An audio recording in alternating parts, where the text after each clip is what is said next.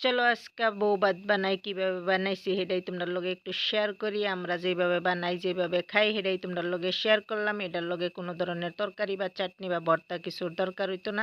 আসসালামু আলাইকুম, কেমন আছো সবাই? আশা করছি ভালো আছো, আল্লাহ রহমতে আমিও ভালো আছি আলহামদুলিল্লাহ। এখানে দেখো এই যে খুদ লয়ে লইছি, মানে খুদ তো চিনতেই পারছো, চাউল যে কুড়াইলে যে চাউল ভাঙ্গে যায় সেইগুলি মানে আর কি খুদ। তো এই যে দেখো সুন্দর করে খুদগুলিরে ধুয়ে সাফ কইরা ভিজাই রাখছি। পেঁয়াজ কাঁচামরিচ কাটতে লইছি, একটু আদা কুচি করে লইতেছি।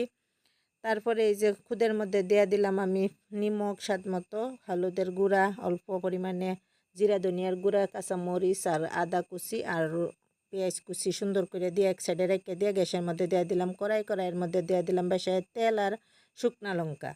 তখন এই যে খুদের মধ্যে যে মশলাগুলি দিছিলাম এই মশলাগুলি দিয়ে হেরে সুন্দর করে মাখায় লইতেছি। সুন্দর করে এই যে মাখায় লইছি, অত বেশি মশলার দরকার নাই এটার মধ্যে। তো তেলটা এখন গরম হয়ে পড়ছে, এখন খুদগুলি আমি ডাইলা দেব। সুন্দর করে ডাইলা দেওয়ার পরে একদম মাখায় মুখায় মানে একদম সুন্দর করে মিশাই লই আমার সুন্দর করে একদম কষানির মতন আর মিক্স করে লইলাম আর সুন্দর করে একটু বাজা দেওয়া লইলাম। তো বাজা দেওয়ার পরে আমি ফাইনাল পানি দেওয়া দেম, একটু পানি দেওয়া দেম, একদম এরমভাবে পানি দেম যাতে খুদের লগে মানে গায়ের লগে লগে থাকে, বেশি একটা পানি দিতাম না, এটা দমের মধ্যে সিদ্ধ হইব।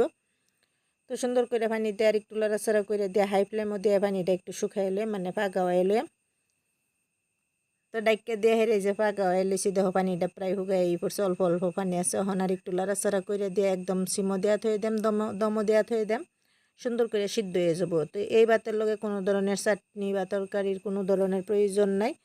চাইলে তোমরা খাইতেও পারো, কিন্তু আমি হুদাই খাই, আমার কাছে এইভাবেই ভালো লাগে। তো হেরে আর তোমরা লগে আমি শেয়ার করলাম ছোট্ট একটা রেসিপি। এই যে দেখো আমার চাউলগুলি মানে খুদগুলি সুন্দর করে সিদ্ধ হয়ে আইতেছে। আমি আর একটু লাড়াচাড়া করে উল্টাপাল্টা করে দিয়ে হেরে ডাক্কা দিছিলাম আবারই। ডাক্কা দেওয়ার পরে এই যে সুন্দর করে দেখো আমার বউ ভাতগুলি হয়ে পড়ছে। আমরা কিন্তু এটারে বউ ভাত কই কেউ। তো কিরম লাগলো ভিডিওটা? যদি ভালো লাগছে like share comment and subscribe করবো, আমার সঙ্গে থাকবো, পাশে থাকবো। আজকের জন্য আল্লাহ হাফিজ, সুস্থ থাকো, ভালো থাকো।